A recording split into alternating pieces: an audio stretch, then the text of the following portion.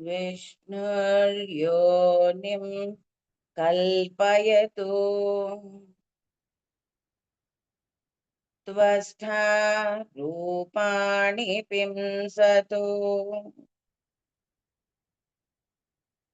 आसिञ्चतु प्रजापतिः धाता गर्भं ददातु ते गर्भं देहि सिनीवाली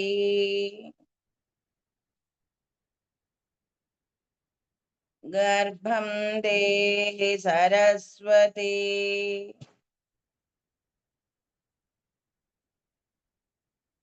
गर्भं ते अश्विनौ देवा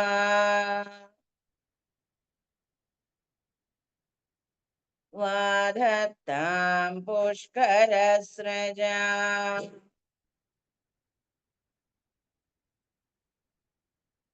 हिरण्मयी अरणीयम् निर्मन्दतो अश्विना तन्ते गर्भं हवामहे दशमे मासि सूतवे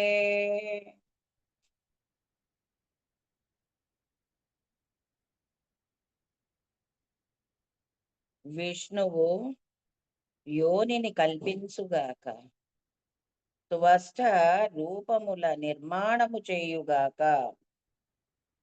ప్రజాపతి వర్షించునుగాక ధాత నీకు గర్భమును కలిగించునుగాక చంద్రకళలతో కూడిన అమావాస్య చంద్రుడా ఓ సినీవాలి నీవు గర్భమును కలిగించుము ఓ సరస్వతి గర్భమును కలిగించుము అట్లే పద్మముల మాలలు ధరించిన అశ్వినీ దేవతలు గర్భమును నీకు కలిగింతురుగాక పర్యవనెలయందు ప్రసవమునకై హిరణ్మయమగు అరణిని మదనము చేసిన అశ్వినీ దేవతలను నీ గర్భమునకు ఆహ్వానించుచున్నాము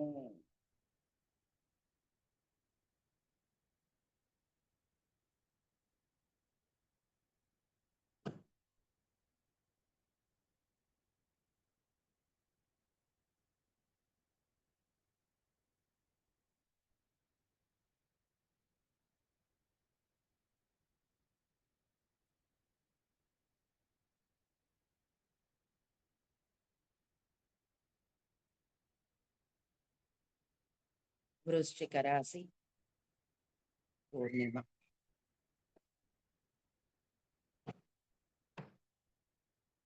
వృశ్చిక రాశి పూర్ణిమ అని అనగానే మనకి ఆ కార్తీక మాసం అని ఆ మాసంలో మనం చెయ్యాల్సిన సాధనాలని ఇటువంటివన్నీ కూడా మనకి గుర్తొస్తూ ఉంటాయి అయితే సాధన ఏం చెయ్యాలి ఎలా చెయ్యాలి అదో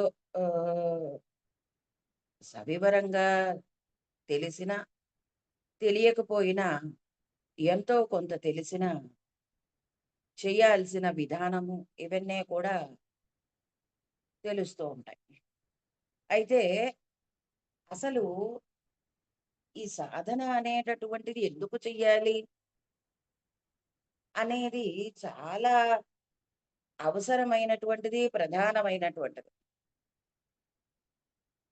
అంటే మన జీవనం ఎలా ఉండాలి అనేటటువంటిది ప్రధానంగా ఉంటుంది ఎప్పుడూ కూడా ప్రతిదీ కూడా మనం ఏం చెయ్యాలి ఎలా చెయ్యాలి అనేది అవసరం. దానివల్ల ఏమవుతుంది అననంటే, ముందు అసలు ఎందుకు చెయ్యాలో తెలిస్తే, అప్పుడు దానివల్ల ఉపయోగాలు ఇవన్నీ ఏది ముందు, ఏది వెనక అని అనుకున్నా, ముందసలు ఎందుకు చెయ్యాలి అనేది ప్రశ్నగా మిగిలిపోకుండా, ఇక్కడ చేయవలసినటువంటి సాధనంతా కూడా మనలో నిండి ఉన్నటువంటి ఈ అజ్ఞానం అంతా కూడా తొలగివ్వాలని. అందుకనే కార్తీక పూర్ణిమకి జ్వాలాతోరణం చేస్తూ ఉంటారు. అంతేకాకుండా అరుణాచలంలో అక్కడ శివుడికి జ్యోతి ప్రజ్వలన అనేది జరుగుతుంది. అంటే ఏమిటిదంతా అననంటే, మనకి ఇక్కడ దీంట్లో చెప్పారు. సరస్వతి అంటే ఏమిటి? ఆవిడ బేసిక్ పాయింట్ నుంచి హయ్యర్ వరకు ఆవిడ ఉంటూనే ఉంటుంది. మొత్తం అంతా ప్రతి ఒక్క విషయంలో కూడా. సరస్వతి నీవును గర్భమును కలిగించము అనంటే, మనకి సర్వసామాన్యంగా ఉండవలసినటువంటి గృహస్థాశ్రమ ధర్మముగా చెప్పబడిన దాని దగ్గర నుంచి పై స్థాయి వరకు అనంటే, ఎక్కడ వరకు అనంటే, మనకి ఈ అంతర్యామి తత్వముగా ఏదైతే ఉంటోందో, అంటే ఈ మొత్తం అంతా వ్యాపించి ఉన్నటువంటి పరమాత్మగా ఉండటం అనేది ఒక స్థితి. అయితే ఈ ఇంత సృష్టికి వ్యాపించి ఉన్న పరమాత్మ ఒక స్థితి అయితే, అసలు ఈ సృష్టి ఎక్కడి నుంచి వచ్చింది అనేటటువంటిది ఇంకొక స్థితి.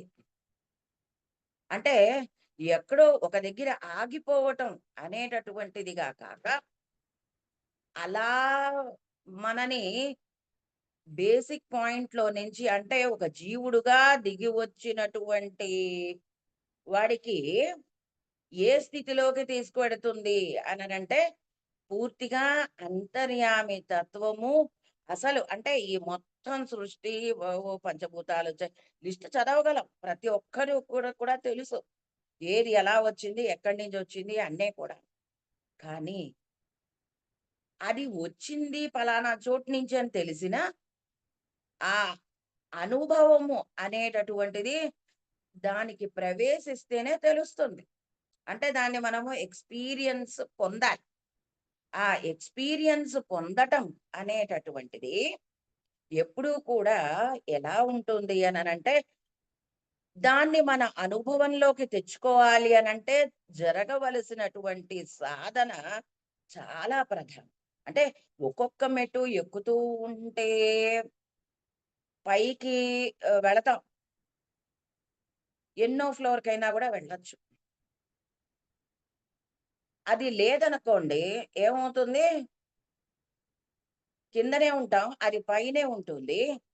ఎన్ని గ్రంథాలు చదువుకున్నా ఉపయోగం లేదు.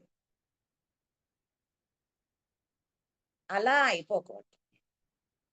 దాన్ని మనకి సాధనలోకి తెచ్చుకుని, నిత్యము మనం చేయవలసినటువంటి కర్మగా దాన్ని ఆచరిస్తూ కనుక ఉన్నట్టయితే, కేవలం చేతులతోటి చేస్తున్నాం అనే మాటగా కాక, దాని యందు మన మనస్సు కూడా లగ్నం కావాలి. ఇదంతా కూడా ఈ కార్తీక మాసంలో మనకి అందివ్వబడేటటువంటి సాధన. అంటే అదేంటండి మనసు మామూలుగా మనం చెప్పుకునేదే గదా! మనసా వాచా కర్మణ చెయ్యాలి అనని కరెక్టే. ఏం చేసినా మనసా వాచా కర్మణ మూడిటికి అనుసంధానం చెందాలి. 3 ఒకటిగా ఉండాలి అనేటటువంటిది జరిగినప్పుడే అది మనకి ఎక్స్‌పీరియన్స్ ప్లేన్‌లోకి లిఫ్ట్ అవుతాం.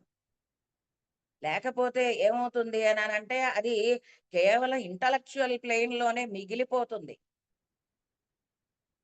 అట్లా కాకుండా ఉండాలి. అంటే ఇంటలెక్చువల్ ప్లేన్ అనంటే మనకి ఏదో దాని గురించిన పరిజ్ఞానము ఏం తక్కువ ఉంటుందని అనుకోకండి. ఖచ్చితంగా బాగానే ఉంటుంది. దాని గురించిన పరిజ్ఞానము ఎక్కడ తక్కువగా ఉండదు మనకి. ఎందుకు అని చెప్తున్నానంటే, ఇప్పుడు మనకి ఆహ్, ఒక ఇది ఉందనుకోండి, ఇప్పుడు అగ్ని ఉంది. ముట్టుకుంటే కాలుతుంది. ముందు చదువుకున్నాం బాగాను. కానీ అది ఎక్స్‌పీరియన్స్ అవ్వలేదు. గబుక్కున ఎప్పుడో దీపం వెలిగిస్తున్నప్పుడో, లేపోతే ఇంకోటో ఏదో చేస్తున్నప్పుడు గబుక్కున సుర్రుమంది. అది ఎక్స్‌పీరియన్స్ పొందినట్టే కదా! అలా కాక ఒక ఇంకొకటి చెప్పుకోను. గురువుగారొకరు ఉన్నారట. ఆ గురువుగారు ఏం చేశారు అననంటే, శిష్యుడికి ఇద్దరు శిష్యులుంటే వాళ్ళకి బాలగోపాల మంత్రాన్ని ఉపదేశం చేశారు. నాయన నిత్యం చేసుకోండి. ఆయన సాన్నిధ్యం మీకు కలుగుతుంది అనని చెప్పి అనేటప్పటికి తప్పకుండానండి అననన్నా. ఒక శిష్యుడు లేచి నమస్కారం చేశాడు. లేచి వెళ్ళిపోయాడు. రెండో ఆయన కూడా తప్పకుండానండి అనన్నారు. అంటే ఏదో ఆయన అనుగ్రహం కలుగుతుంది. చాలా పవర్‌ఫుల్ అది అని చెబుతున్నారు. అసలు ఏమిటి ఆ మంత్రం? దాని గురించి తెలుసుకోవాలి అనని చెప్పి, ఆ రెండో శిష్యుడు ఏం చేశాడు, ఆ పుస్తకాలు తిరగేసి, ఈ పుస్తకాలు తిరగేసి ఎంతో పరిజ్ఞానాన్ని పెంచుకునేటటువంటి ప్రయత్నం చేశాడాయన. ఎన్ని విషయాలు పుస్తకాలో తిరగేసి అపారమైనటువంటి జ్ఞానాన్ని సంపాదించాడు. అప్పుడు ఏమైందండి? అంటే ఎంత చేసినప్పటికీ కూడా ఆయన చక్కటి ప్రవచనకారుడు కూడా అయ్యాడాయన. ఎందుకు అనంటే అంత జ్ఞానాన్ని సంపాదించాడేమో! అసలు ఇంత బాగా చెప్తున్నారు ఈయన అసలు ఎంత గొప్పవారు అన్న స్థితికి ఎదిగిపోయారు. అందరికీ చెప్తున్నాడు. కానీ ఆయన దాన్ని ఎక్స్‌పీరియన్స్ పొందలేకపోయాడు. అదే మొదటివాడు ఏం చేశాడు అననంటే, ఆయన దాన్ని ముందు ఆ మంత్రాన్ని మననం చేసుకొని, ఆ పొందినటువంటి ఆ మంత్రం నుంచి ఏమవుతుంది అనంటే, ఆ మంత్రం చేస్తున్నంత సేపు ఈ 3 లగ్నమై చేస్తూ ఉంటే, ఆ దేవత మన యందు ప్రతిష్ఠింపబడుతుందక్కడ. అందుకని ఆ అనుగ్రహం కలగటం అననంటే, ఆ దేవత వచ్చి మన యందే తిష్ట వేసుకొని కూర్చుంటుంది. అంతకంటే ఏం కావాలి? అప్పుడు ఏం జరుగుతుంది అనంటే, మన నుంచి వచ్చేటటువంటి ఏదైనప్పటికీ కూడా అవతల వాళ్ళకి పూర్తి అవగాహన కలిగేటటువంటి విధంగా ఉంటుంది. ఎంతో గొప్పగా ప్రవచించటం వేరు, అది వాళ్ళ మనస్సుని తాకేటటువంటి విధముగా ఉండటం వేరు. అందుకనే మాస్టర్ గారి ప్రవచనములు ఏవి విన్నప్పటికీ కూడా మన మనస్సు అక్కడికి వెళ్ళి ఉండిపోతుంది అంతే. మీరు ఒక భాగవతం వినండి, లేకపోతే ఒక ఎనాటమీ క్లాస్ వినండి, లేకపోతే హోమియో క్లాస్ వినండి, ఏది విన్నప్పటికీ కూడా ఏమవుతుంది అంటే మన మనస్సు మనకి తెలియకుండా అప్రయత్నంగా వెళ్ళిపోయి అక్కడ ఉండిపోతుంది. అంటే మన మనస్సుకి ఇంటలెక్చువల్‌గా జ్ఞానము ఇవ్వటంతో పాటు ఎక్స్‌పీరియన్స్ ప్లేన్‌లోకి లిఫ్ట్ చేస్తున్నారక్కడ. జరిగేటటువంటి సాధన అది.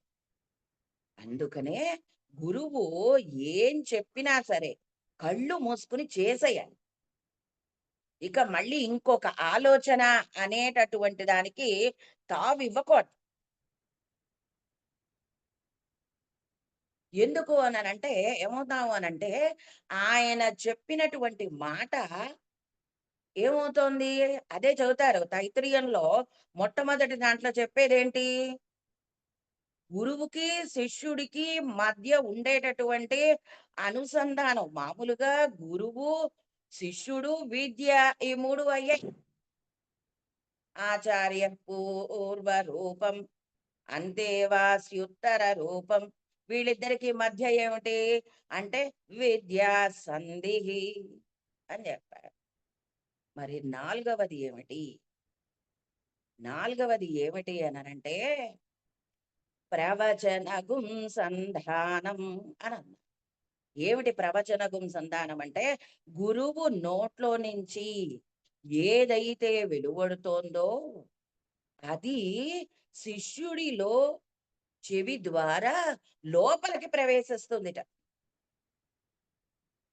అది నాలుగవది. అది ఏమవుతోంది? అది ఆయన నుంచి వచ్చిన మాట కావచ్చు, మంత్రం కావచ్చు, ఏదైనప్పటికీ కూడా అది శిష్యుడి యొక్క చెవి ద్వారా లోపలికి ప్రవేశిస్తుంది. ఆ ప్రవేశించినప్పుడు ఏం జరుగుతోంది అనంటే, వెళ్ళినది ఊరికే ఉండదు కదా అండి!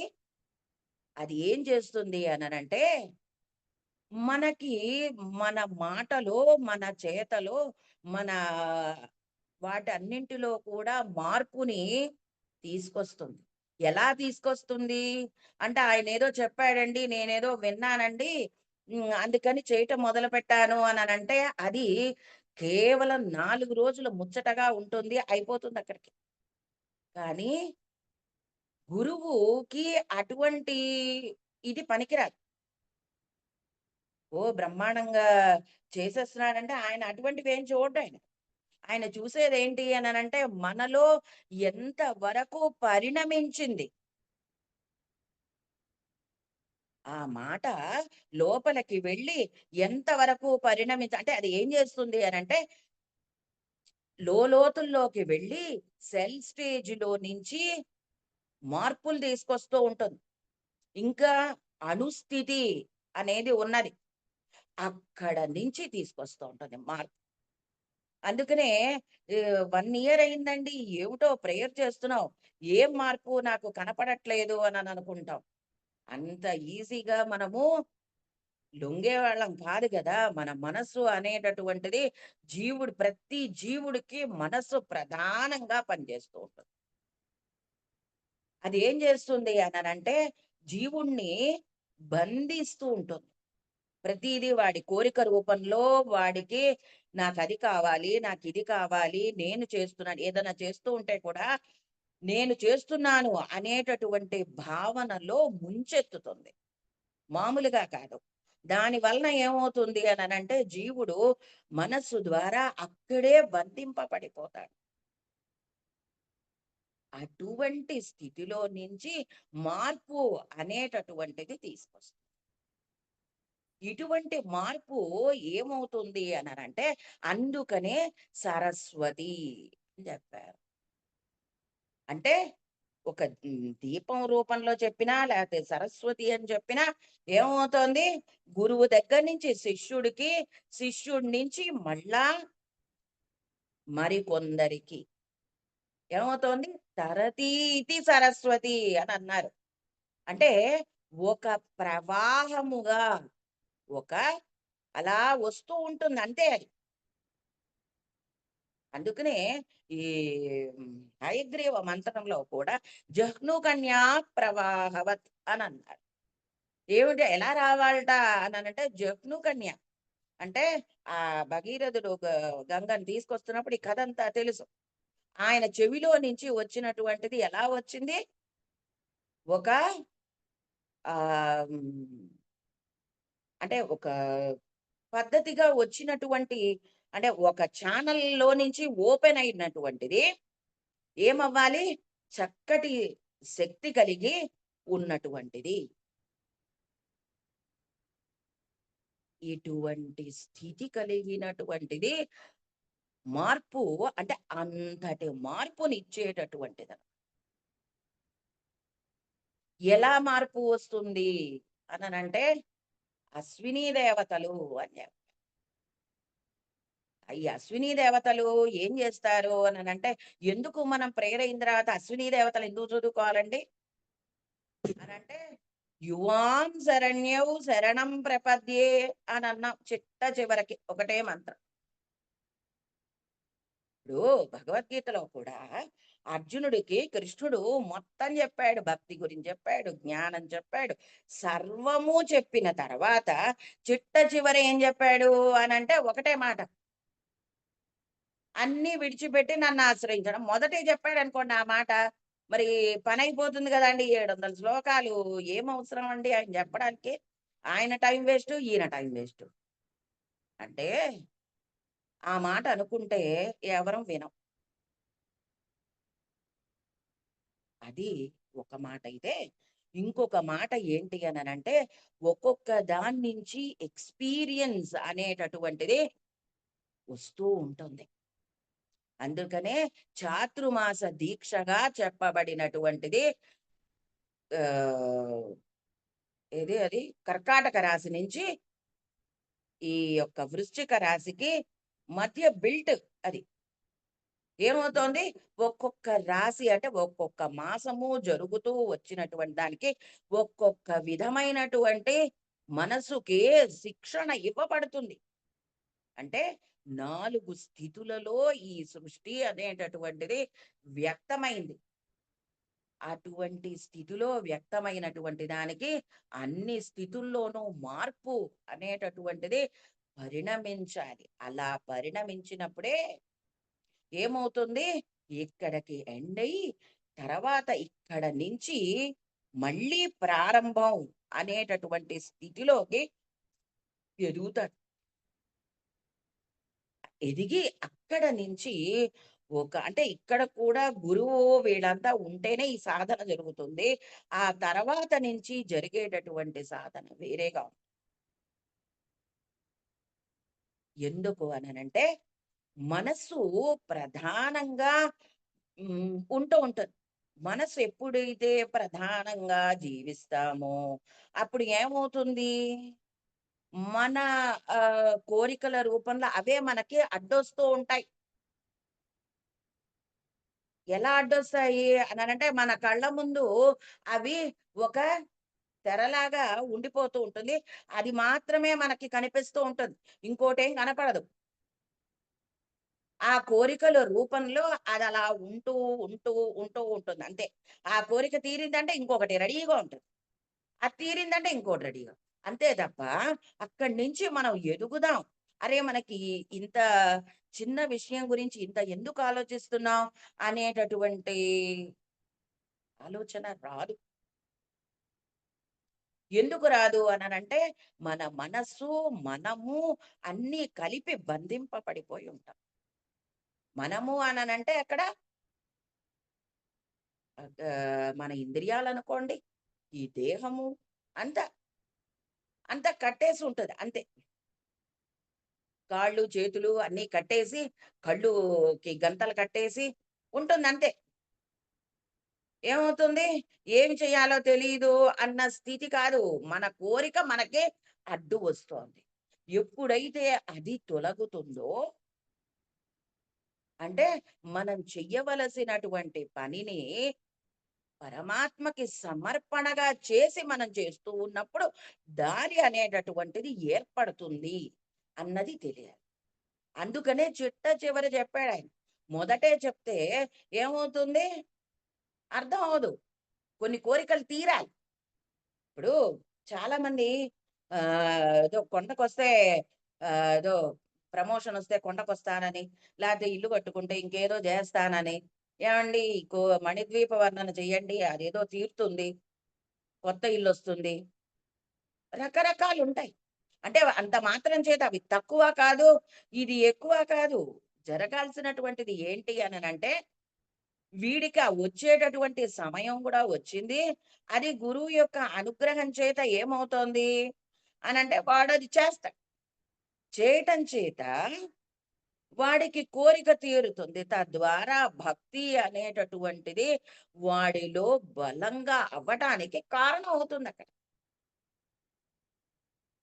భక్తి అనేటటువంటిది అవసరం. తర్వాత జ్ఞానం.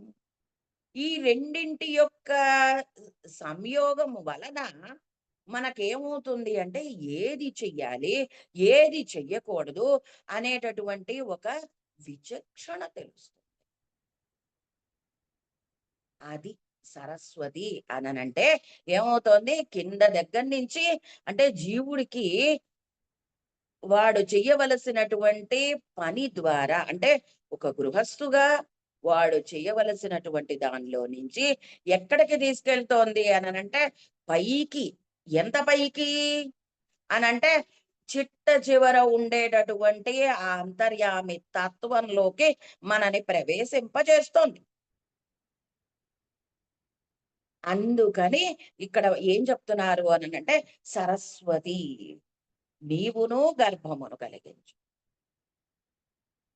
గర్భము అనేటటువంటి దానికి ఏమిటి అనంటే మామూలుగా సంతానము, దానికోసం వచ్చేటటువంటిది, ఇవన్నీ మామూలు అర్థాలుగా మనం చెప్పుకుంటాం. అయితే ఈ ఆధ్యాత్మికమైనటువంటి దీంట్లో ఈ సంతానము అనేటటువంటిది మనకి మనము పై స్థితిలోకి వెళ్ళటానికి కావలసినటువంటి పరిణమింప చేయటం అనేటటువంటి దానికి మనకి ఇచ్చేటటువంటి శిక్షణ ద్వారా ఏర్పడేటటువంటి ఫలితము ఏదైతే ఉందో అది ఇక్కడ చెప్పబడినటువంటిది. గర్భము అనంటే భౌతికంగా గర్భము. ఎందుకు అనంటే ఇక్కడ ఈ 8వ మాసము ఇది మనకి. ఈ 8వ మాసము మామూలుగా అంటే రాశి చక్రంలో కనుక చెప్పుకోవాలి అననంటే మృత్యు స్థానము. ఎవరు ఎంత కాలం బ్రతుకుతారు, ఏంటి ఇవన్నీ చెప్పబడేటటువంటి విషయాలు. అయితే ఇక్కడ మనకి సాధన ద్వారా తెలిసేటటువంటి విషయం ఏమిటి అంటే వాడు చేస్తూ ఉన్నటువంటి సాధన వలన వాడు ఎంతగా పరిణమింపబడతాడు. అంటే మృత్యువు అనేటటువంటిది కేవలం మన మానసిక స్థితిని కింద స్థితిలోకి లాగేసేటటు గా చేసి బాధ పెట్టేటటువంటి స్థితి కాదురా నాయనా. కేవలం మనము మనం ఉన్నటువంటి స్థితిలో నుంచి పై స్థితిలోకి పరిణమింపబడుతున్నాము. ఎలాగా అనంటే ఇది కేవలం ఇప్పుడు వస్త్రములున్నాయి. ఇది ఇది శాశ్వతము అని అనుకుంటున్నాము. మాసిపోతే పక్కన పెట్టేస్తాం. లేదు, ఏదో ఆహార పదార్థం వండుకున్నాం. కొంతసేపు అయింది. ఆ తర్వాత అది పాడైపోతుంది. దాన్ని విడిచిపెట్టేస్తాం. అంతే ఈ దేహం కూడా. అనేటటువంటి స్థితి అంటే ఈ స్థితి కూడా కాదు. ఇంకా పైన స్థితి. అక్కడ వరకు తీసుకువెళతాడు. ఈ ప్రక్రియ యావత్తు కూడా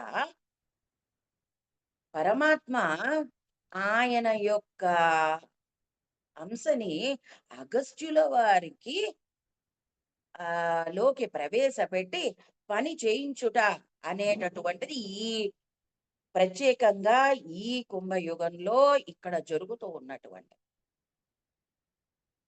ఆయన ఏం చేస్తారు అనంటే కింద స్థితిలో నుంచి పై స్థితిలోకి కొంత కొంతగా మనని లిఫ్ట్ చేయటం అనేటటువంటిది జరుగుతుంది. అలా లిఫ్ట్ చేస్తూ ఎటువంటి స్థితిలోకి తీసుకువెళతారు అనంటే మనని మన దేహంలో నుంచి బయటకి తీసుకొచ్చి ఇప్పుడు చూడు ఆ దేహం ఏమవుతుందో అని చూపించగలిగేటటువంటి స్థితి ఏదైతే ఉందో అటువంటి స్థితిలోకి తీసుకెళ్తారు. అది ఎలా సాధ్యము అనంటే ఒక్కటే విషయం అక్కడ మనం చెయ్యవలసినటువంటిది ఏంటి అనంటే మనము ఆ ఉచ్ఛ్వాస నిశ్వాసముల ద్వారా మనము జరిగేటటువంటి దాన్ని అలా కళ్ళు మూసుకొని ధ్యానం చేయాలి. అంటే మన ఉచ్ఛ్వాస, నిశ్వాస ఈ 2 కూడా జరుగుతూ ఉండడం. ఇదే కథని గరుత్మంతుడు వాళ్ళ తల్లిని ఆయన దాస్యం నుంచి విముక్తి చేశారు అనన్న మాట అక్కడ తెలిసేట చెప్పే కథ అదే అక్కడ. గరుత్మంతుడు అననంటే జీవుల యొక్క ఉచ్ఛ్వాస, నిశ్వాసం. దాన్ని ఏమవుతోంది అననంటే, ఆ ఉచ్ఛ్వాస, నిశ్వాసముల ద్వారా జరుగుతూ ఉన్నటువంటి దాని వల్ల ఏమవుతోంది అనంటే, జీవి ఈ అంటే శరీరానికి బందీ అయి జీవిస్తూ ఉండడం అనేటటువంటిదిగా కాకుండా ఏమవుతుంది? పరమాత్మ తత్వమునందు ప్రవేశము కలిగేటటువంటి స్థితిలోకి పరిణమింపబడుట అనేటటువంటిది జరుగుతుంది. అలా జరగటం అనేటటువంటి దానికి మనకి అలా జరగాలి అవన్నీ కూడా అంటే ఎక్కడి నుంచి అంటే ఇందాక చెప్పుకున్నట్టుగా అణుమయ స్థితిలో నుంచి మార్పులు రావాలి. అది ఇచ్చేటటువంటిది ఇక్కడ జరుగుతుంది. అందుకనే మాసము రోజులు దాన్ని ధ్యానం చేస్తాం. చేయటం చేత మనస్సుకి ఏమవుతోంది? అది వికాసము పొందుతుంది. ఎప్పుడైతే మనస్సు శరీరానికి బందీ అయి జీవించటం అనేటటువంటిది పోతుందో, అప్పుడు ఏం జరుగుతుంది అంటే ఆటోమేటిక్ గా మనకి కనపడేటటువంటిది పరమాత్మ ఇందరి జీవుల యందు ఆయనే ఉన్నాడు. ఇటువంటి స్థితిలోకి లిఫ్ట్ అవుతుంది. అందుకనే ఏం చెప్పారు? ఇక్కడ స్థితిలో ఉన్నటువంటి దానికి ఆ పై స్థితిలోకి వెళ్ళటం అననంటే, కింద స్థితిలో ఇక్కడ చెప్పినటువంటి దానికి ఆ రాశికి సైన్ ఏమిటి? అది ఏమిటి అననంటే వృశ్చికం. అంటే ఈ కలుగుల లోపల జీవించేటటువంటి అంటే భూమికి సమాంతరంగా హారిజాంటల్ గా ఉండేటటువంటి నేల మీద పాకుతూ వెళుతూ ఉండేటటువంటి జీవులు. అక్కడ నుంచి ఏమవుతాం అనంటే పైదానికి లిఫ్ట్ అవుతాము. అంటే దేని ద్వారా? మన ఉచ్ఛ్వాస, నిశ్వాసములు. వీటిని కనుక మనం అలా సాధన చేస్తూ ఉంటే ఏమవుతుంది? ఆ సాధన మనని పై స్థాయిలోకి తీసుకువెళుతుంది. ఈ పై స్థాయి అంటే మనం చేస్తూ ఉంటాం. మన ఇంట్లో మనం కూర్చుని ప్రేయర్ చేసుకుంటున్నాం. లేదు ఎక్కడో ఒక ఏకాంత ప్రదేశంలోకెళ్ళి ధ్యానం చేసుకుంటున్నాం. బాగుంది. ఆ ధ్యానం చేసుకుంటున్నది ఏమవుతోంది అనంటే మనలో మనం ఉత్తమ కక్షలోకి వెళ్ళటానికి ఒక్కొక్క మెట్టు ఎక్కుతూ మేడ మీదకి పైకెక్కడం. 10వ అంతస్తుకు వెళ్ళాలి అననంటే ఎంతకాలం ఎక్కితే ఆ పై అంతస్తులోకెడతాం? 4 అంతస్తులు ఎక్కేటప్పటికి అమ్మ, అబ్బా, అయ్యో అని అనుకోవాలి. కానీ ఏమవుతుంది అననంటే పై అంతస్తుకి వెళ్ళాలి అననంటే అదే ఒక గురువు యొక్క అనుగ్రహం ఉందనుకోండి. ఏమవుతుంది? ఆ అనుగ్రహం వలన పై స్థితిలోకి ఈజీగా వెళ్ళొచ్చు. అది ఎలాగా అనంటే ఒక లిఫ్ట్ ఎక్కితే ఎంత టైం పడుతుందో అంత టైం పడుతుంది. 10వ అంతస్తు కాదు, 100వ అంతస్తుకైనా కూడా వెళ్ళిపోవచ్చు. అది లిఫ్ట్ అనంటే గురువు యొక్క అనుగ్రహము ఆ విధంగా ఉంటుంది. అది అందటం కోసమే అగస్త్యుల వారు ఏం ఏం చేశారు అనంటే మాస్టర్ సివివి అనేటటువంటి ఒక శబ్దముకి ఒక రూపము అనేటటువంటి దాన్ని ఈ భూమి మీదకి ప్రవేశపెట్టి దానికి ఇచ్చినటువంటి పేరు ఏమిటి అనంటే మాస్టర్ సివివి. అది ఈ చోటు నందు మొత్తం అంతా కూడా వ్యాపించి అది ఎస్టాబ్లిష్ చేసేసారు ఆ మంత్రాన్ని. ఎస్టాబ్లిష్ చేసేటప్పటికి ఏమైంది? మొత్తం ఆ శబ్దము అనేటటువంటిది ఎవరు ఉచ్చరించినా దానికి వాళ్ళకి లింక్ ఏర్పడుతుంది. ఇది చేసినటువంటిది. అందుకనే మాస్టర్ సిబిబి గారు ఏం చెప్పారు అనంటే, గ్రూప్‌గా చేయండి. ఏ పని చేసినా గ్రూప్‌గా చెయ్యండి. గ్రూప్‌గా చేసినట్టయితే ఏమవుతుంది అనంటే, ఒక ప్రేయరు లేకపోతే గనక ఇంకోటి, ఇంకోటి ఏది చేసినా దాని ఫలితము మరింతగా ఉంటుంది అననంటే, దాని అర్థం ఏంటి అననంటే, భూమి మీద లేతే బాడీలీగా అటాచ్డ్‌గా ఉండటం అనేటటువంటి స్థితిలో నుంచి పై స్థితిలోకి పరిణమింపబడటం. ఇందాక చెప్పా నేను. అగస్త్యుల వారు ప్రధానంగా ఈ యొక్క కార్యక్రమానికి ఆహ్, ఆయన ఉండి చేస్తూ ఉన్నారు. అదే అగస్త్యాంశ మాస్టర్ సివివి గారి పేరుతోటి ఈ భూమి మీద, ఎందుకంటే మనం భౌతికంగా రూపం లేదనుకోండి మన మనస్సు నిలబడదు. మనస్సు నిలబడనప్పుడు ఏమవుతుంది? ఎంతసేపు ఎవరో రావాలి, మనకేదో చెప్పాలి, అప్పుడు మన మనసు కుదుట పడాలి. ఇది మనకి బాగా అలవాటైపోతున్నటువంటి విషయం. కనుక ఆయన ఈ వాళ్ళు కూడా ఏం చేస్తారంటే తప్పదు చేయక. ఆ రూపాన్ని భౌతికంగా ఇస్తారు. ఇచ్చినప్పుడు వాళ్ళకి ఇచ్చినటువంటి పని ఏంటి అననంటే, వీళ్ళకి పరిణమింపజేయడం అనేటటువంటి దాన్ని ప్రధానంగా వాళ్ళు చేస్తూ ఉంటారు. అది. అంటే భూమికి సమాంతరంగానో, ఇంకా లోలోపలికి వెళ్ళి జీవిస్తూ ఉన్నటువంటి వాళ్ళకి ఏమవ్వాలి వాళ్ళు? ఎక్కడ స్థితిలో నుంచి మార్పులు రావాలి అననంటే, పూర్తిగా అణుమయమో, ఇంకా ప్రీ అటామిక్ అనేటటువంటి స్థితి ఉంటే అక్కడ నుంచి రావాలి.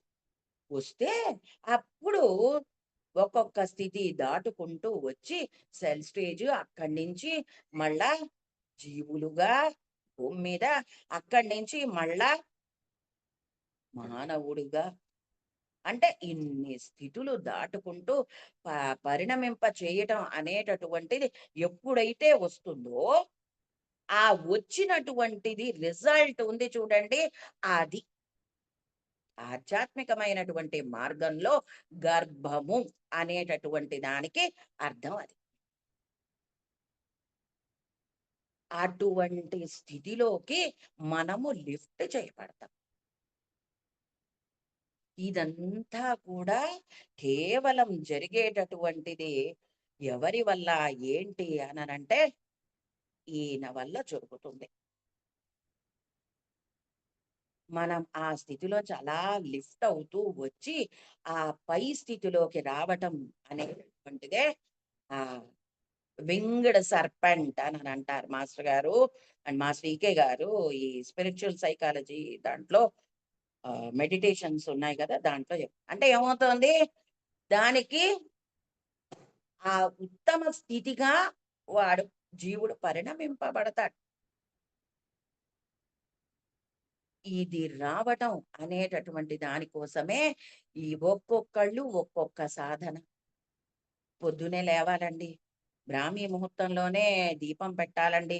కృత్తికా నక్షత్రాలు ఉన్నప్పుడే పెట్టాలండి. చన్నీటి స్నానం చెయ్యాలండి వీలైతే.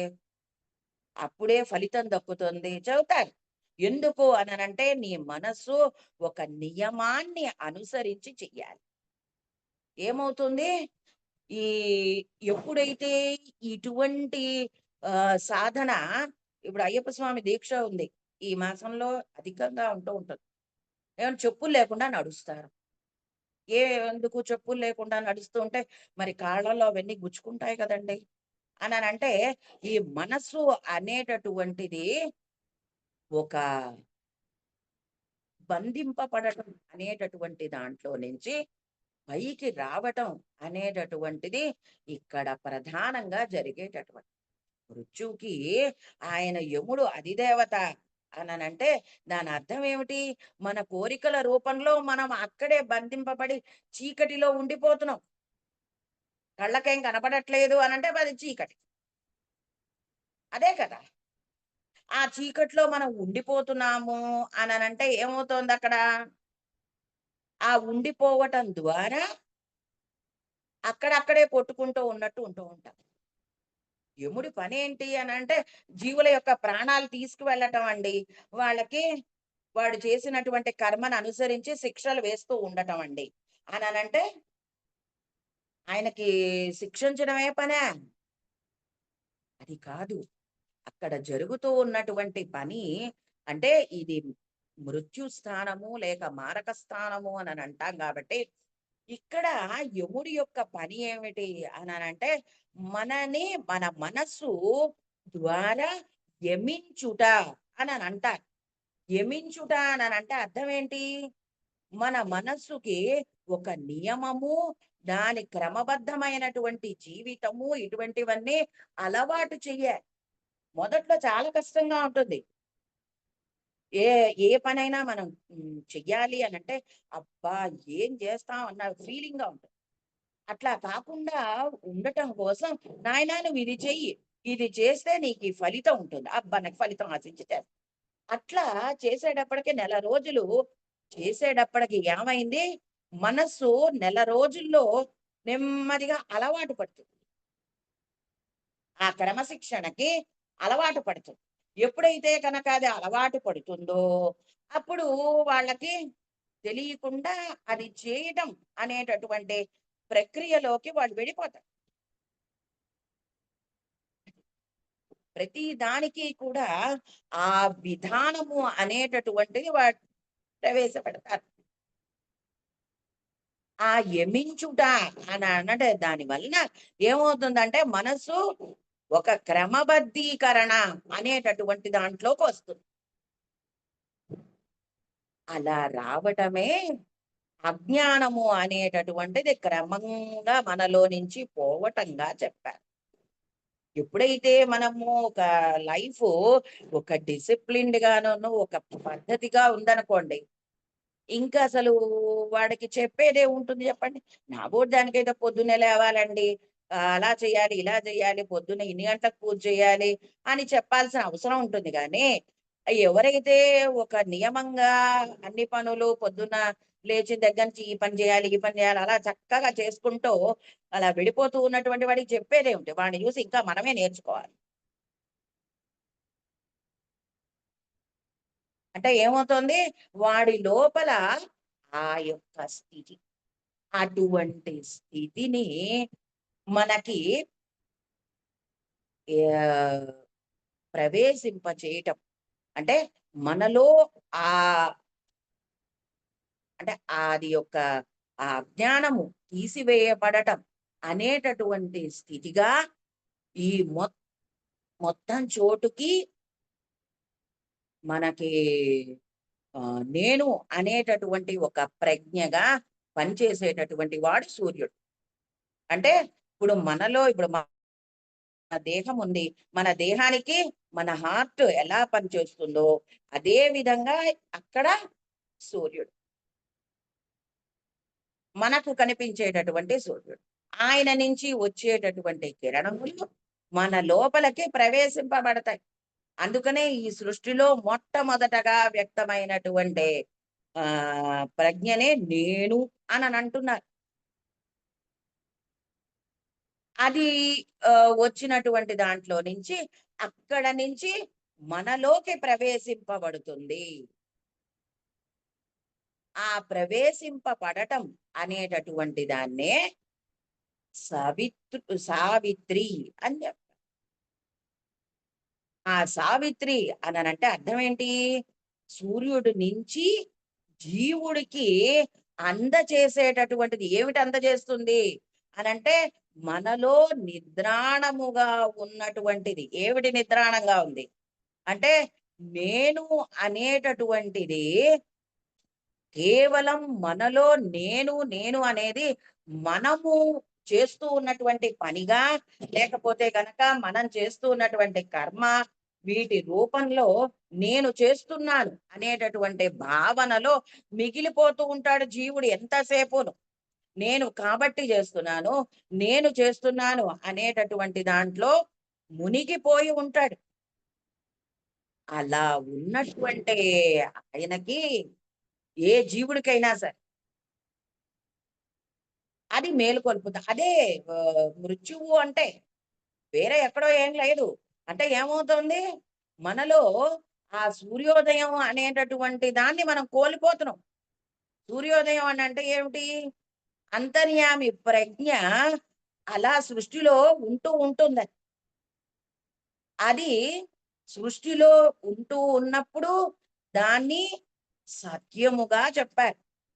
అది మన లోపలికి మనము ప్రవేశించేటప్పుడు దాన్ని ధర్మముగా చెబుతారు. అంటే అర్థం ఏంటి?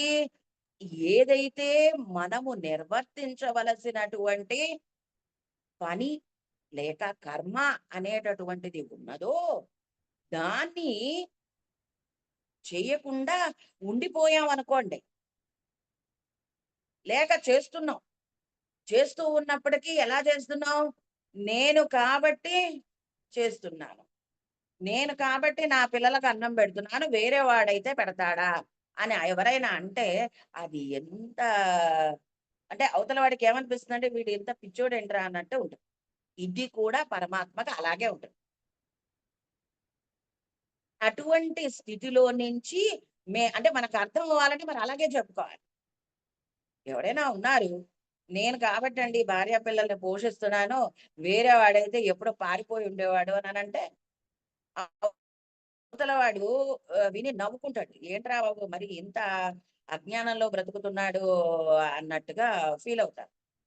మనం అనుకునేటటువంటి ఈ నేను నలుగురికి ఫేమ్ మన గురించి రావటం, చేయటం ఇటువంటివన్నీ ఏవైతే ఉన్నాయో అవన్నీ కూడా ఎటువంటి స్థితిలోకి తీసుకువెడతాయి అనంటే అలాగా మనని చీకటిలోకి మృత్యువు అనేటటువంటి స్థితిలోకి తీసుకెళ్తాం. అదే సూర్యాస్తమయము చీకటిగా ప్రతిరోజు జరిగేటటువంటిది. ఎలా జరుగుతోంది అనంటే ఇందులో పడిపోతున్నాడు కాబట్టి ఇక వెలుగుని దర్శించడం అనేటటువంటిది జరగట్ల. వెలుగుని దర్శించాలి అనంటే ఆ లోపల ఉన్నటువంటిది పోవాలి.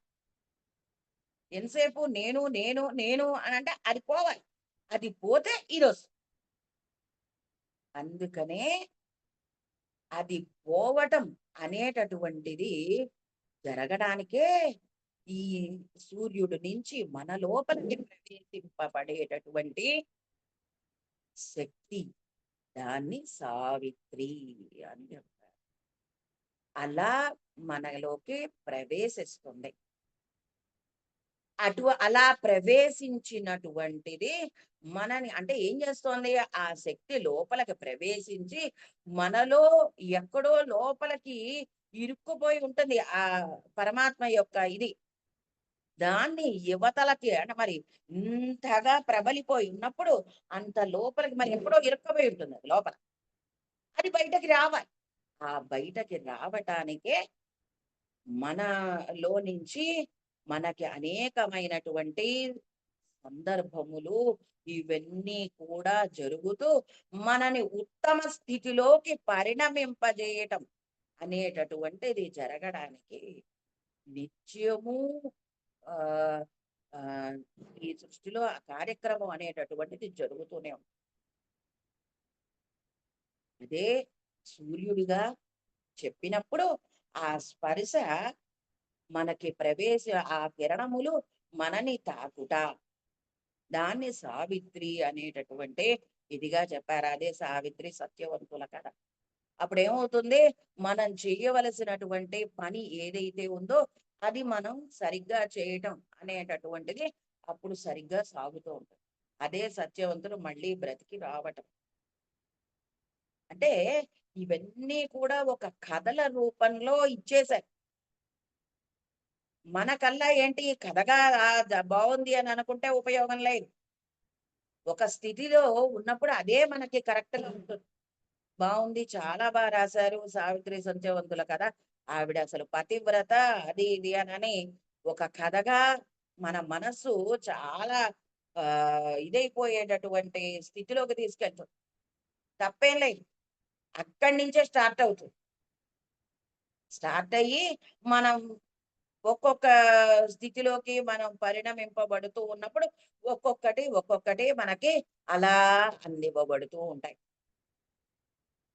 ఆ అందివ్వబడుతూ ఉన్నాయి. ఇదంతా కూడా మనము జరిగేటటువంటి సాధన. అందుకనే ఇక పైన జరిగేటటువంటిదంతా కూడా ఎలా ఉంటుందంటే టువర్డ్స్ అంతర్యామి తత్వములోకి ప్రవేశింపబడటం అనేటటువంటిది ప్రధానంగా జరిగేటటువంటి కార్యక్రమం.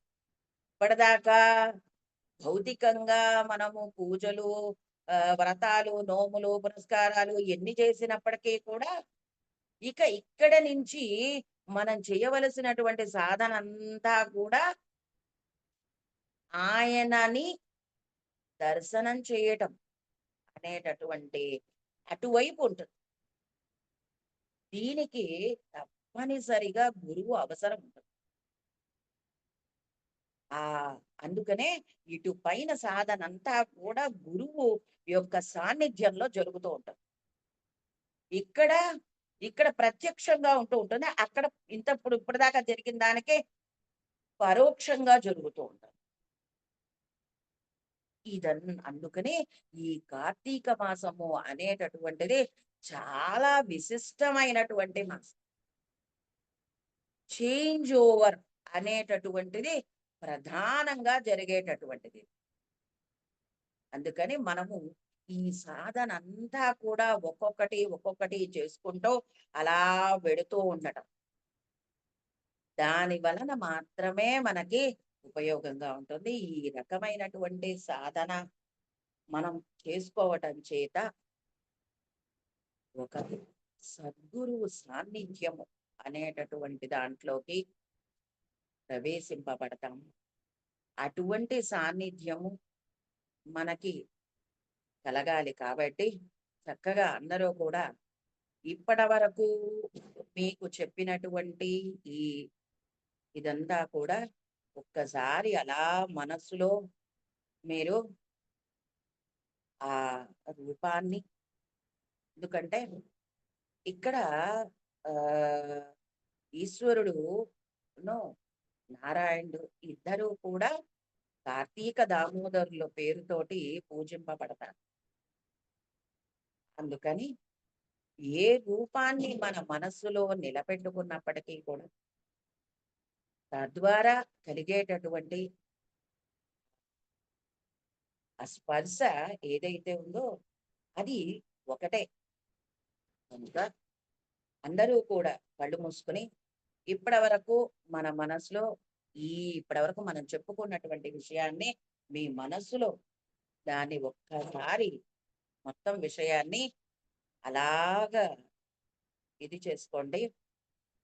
అంటే అలా చేసుకోవటం చేత ఏమవుతుంది అనంటే మనస్సు లో అది నిలబడుతుంది. నిలబడినప్పుడు ధ్యానము చాలా ఆ చక్కగా జరుగుతుంది.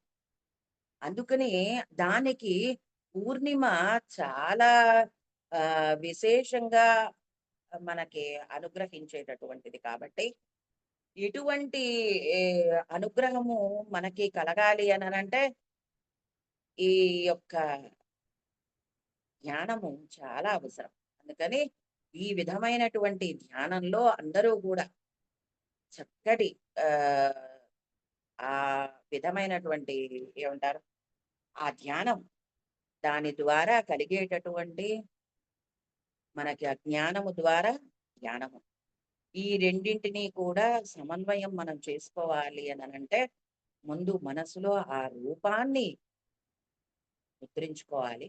అందుకని ఈ విషయాలన్నీ కూడా ఒకసారి మనసులో అలాగా ఆ, ధ్యానం చేయండి.